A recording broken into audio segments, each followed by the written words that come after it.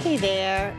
You are listening to the Oh Crap Potty Training podcast, and I'm your host, Jamie Glowacki. I am the author of Oh Crap Potty Training and Oh Crap, I Have a Toddler.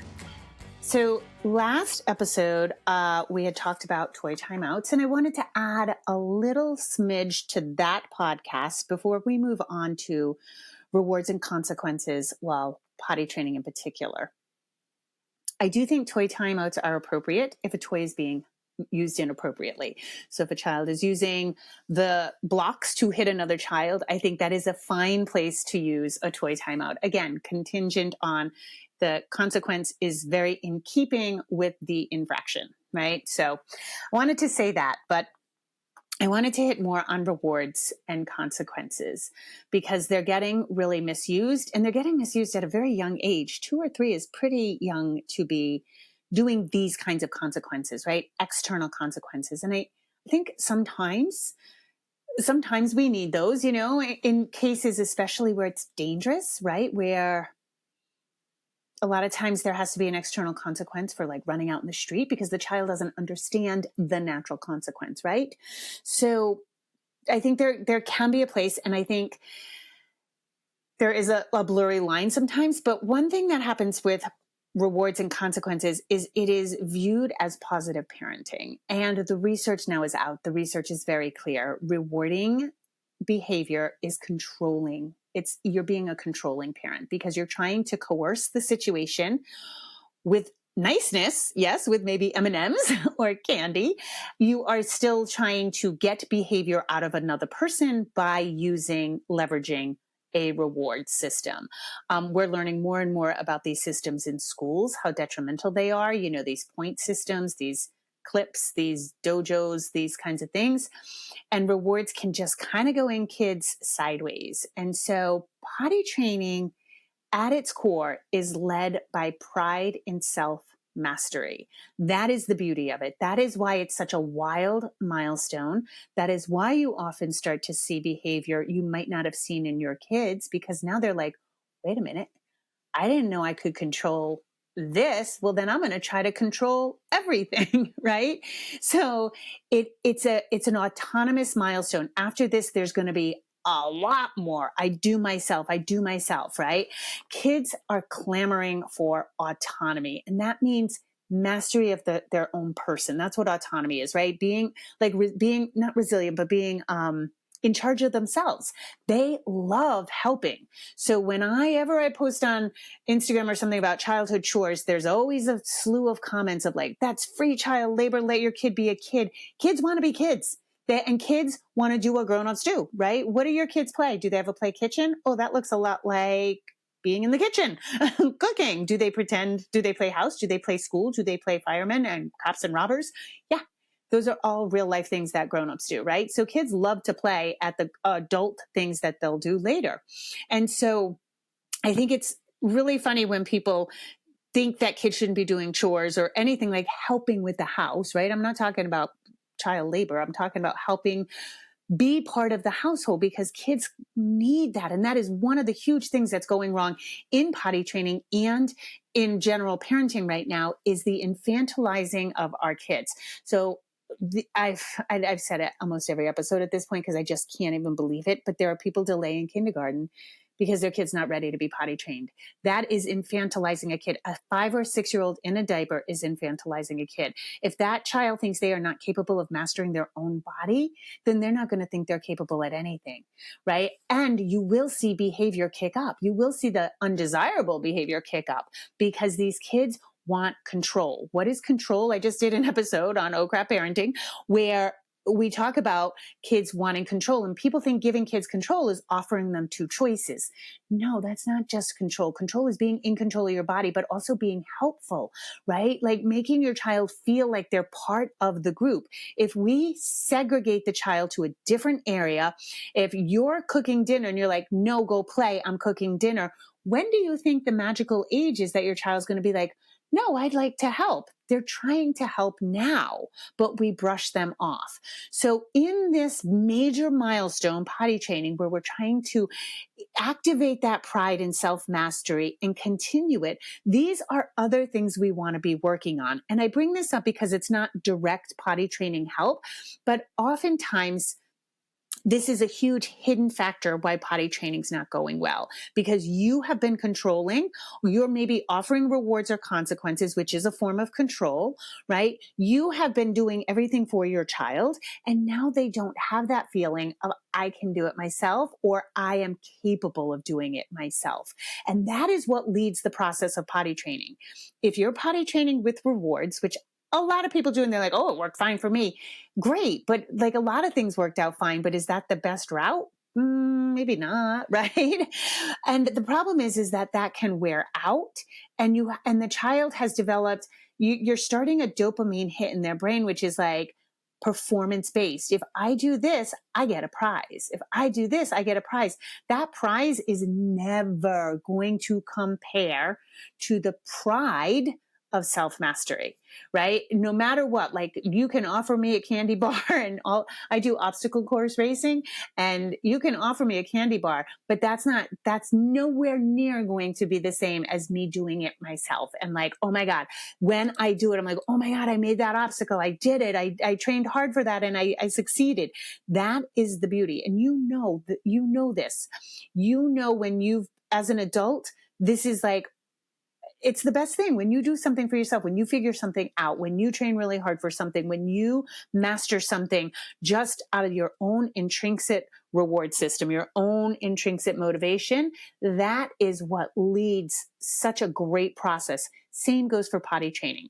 So there are kids, don't get me wrong, there are kids for whom sometimes we have to do external things because of their wiring, because they have gotten to a point of not giving a damn, right? And so we kind of have to bring them back to giving a damn. Sometimes that happens for sure. But large and away, one of my biggest gripes with rewards is that at a very young age, we're just starting this. And that sets your child's brain in motion for expecting rewards for other things, but also linking the idea that I get a prize for doing something. Potty training is normal socialized behavior, right? When your child has a shitty night's sleep, do you give them a consequence? No. Right? Because what happened? A lot of times, like a shitty night's sleep, that's one we can look at and say, oh, did I stay at that party too late with him? Oh, we did too much running around. He didn't have a proper dinner. Like we examine our own things. And then yet when we see, crappy behavior in other areas, we put it all on the child, right? And so don't do that. So I would really just try to stay away from consequences and rewards in general. Remember, with consequences, the reason we call consequences somewhere got mixed up with punishment, right? So there are consequences for your actions always, good or bad, right? Consequences, though, a lot of people use it in lieu of punishment because it sounds nicer. And some of these things really are just punitive actions. Like I said, like taking away a kid's lovey, that's a punitive action. That is a punishment. You want your child to hurt. That's why you did it. That's exactly why you did it. So that's not where we want to be going, right?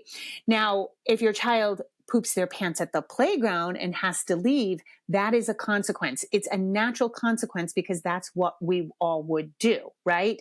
So that is an appropriate consequence. And we're not necessarily even trying to control the behavior. We're hoping that leaving the park curbs the behavior next time. But in reality, we have to leave the park. You got poop in your pants, right? So that's a natural consequence. So I always look like whatever you're dealing with, and even in potty training, what would be the natural consequence? So a lot of times, if a child says, I don't have to go, and you're ready to leave the house and you have some wiggle room for time, the kid is like, no, I don't have to go, and say, oh, okay, well, we'll go to the playground as soon as you're ready. Meaning we're not leaving the house till you pee because I know you got to pee before we get in the car, right? And so that's sort of a natural consequence is we're not going now. And if we don't go now, we might miss out. That is a natural consequence, right? But instead, what's happening is parents are either doing too dire a consequence, or like in that example I just gave, parents are like, okay, we'll go. And then the child pees their pants and then it's okay. They just change their pants and they go anyway. And then the child has suffered no ramifications for a bad choice, right? And that's the flip side of this is like, look for these natural consequences, but then be willing to do that. And these are those things like when you're potty training, I always say after a certain point, don't bring spare clothes. Because if you're at the playground and your kid poops their pants and you just change their pants and they go on, they have just used those pants as a diaper. No different. And now you're going to start a habit. And I know I've been harping on this for the last couple of podcasts, but I just think parents aren't realizing how quickly kids learn. They're always learning. They are not learning just when you think you're imparting them with wisdom, right? I mean, that'd be awesome, but that's not what's happening. They are constantly reading cues. They are constantly scanning, getting nonverbal communication all the time and learning what they can quote unquote get away with, right? What lines in the sand they can cross. What, so much of accidents can be limit testing. Like, I wonder what she's going to do if I do this. That's not malicious. That's developmentally appropriate, right? A kid who's limit testing is like, I'm going to dip my toe right over the line and see what happens. If we don't hold the line, then they've learned that happens. And in my other podcast and in my toddler book, I talk about this all the time. We can relate this to being in a supermarket, right? And I always use this example because it's the most relatable. You're in the supermarket, you've got 2 weeks worth of groceries, you want to stay in line, and there's candy right at eye level. So your kid starts pitching a fit for the M&Ms, and you say no, because you might even do some out loud parenting. That's what I call it. You parent out loud so everybody can hear you're a good parent. We all do it. It's like, oh no, we don't eat M&Ms, right? And then you don't have it in you. You do not have it in you for a tantrum, but that's exactly where it's going. So you say no 4 times. And then on the 5th time, as your child's starting to escalate, you say yes. They get the M&Ms. Take all emotionality out of it. Take all, I know how this feels, and just take any excuses out of it. The simple fact is your child has learned 4 no's, escalate, I get what I want. That's it. That's what they've learned. So we kind of have to be cautious. And I'm not saying we don't make mistakes. We're all going to make mistakes. And in that particular scenario, in my toddler book, I have a whole chapter on I call it cave early. Like if you know you don't have it in you, then say yes right away. Because then you look like a hero. The kid's quiet. Everything's fine. You get out of the market. No problem. I have 0 problem with that, right? But just cave early, because if you say no, no, no, no, yes, your child just learns that. And so in potty training too, I think parents are making a lot of mistakes thinking like, oh, we got 1 pee in the potty today and 7 in their pants. He's learning. No, he's not learning. I mean, he's learning something, but he's learning 7 in the pants is far heavier weighted than 1 in the potty. Where's the learning curve, right? Where's the repetition? It's in the pants. So I just want to clear that up. And just, what I was reading is, it's The Gift of Failure. And there's a whole section on autonomy and, versus autonomy supportive parents and controlling parents. And it's all about rewards and consequences. And I just like how she says this. As you make your way through the gray areas and begin to discern black from white, try to remember that the line between controlling and autonomy supportive parenting is not always going to be easy. Sometimes it's going to be downright blurry, and some controlling behaviors such as rewards and praise can easily be mistaken for positive parenting. You will make mistakes. We all do. But as long as we love our children and make it clear to them that our love is not contingent on their performance, they will be fine. And I wanted to read that little snippet because it says such as rewards and praise. And again, this is called The Gift of Failure by Jessica Lahey. I think it's Lahey. New York Times bestseller, and I love it.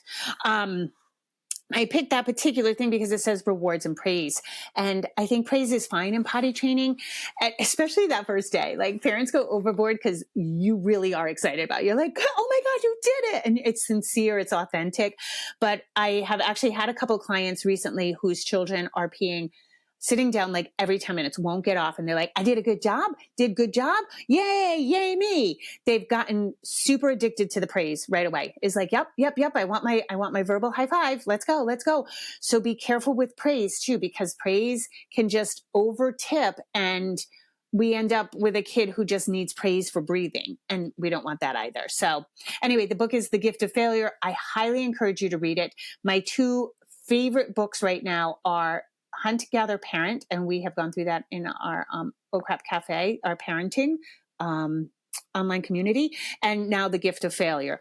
I think these are just great books. We have to give our kids a little more control, a little more autonomy, because it's looking ugly for this generation of kids as they get older. They're super anxious and they're super afraid of failing. And so we have to reinstill them with the joy of failure. All right, you guys, as always, I appreciate you listening. Rock on and have a beautiful day.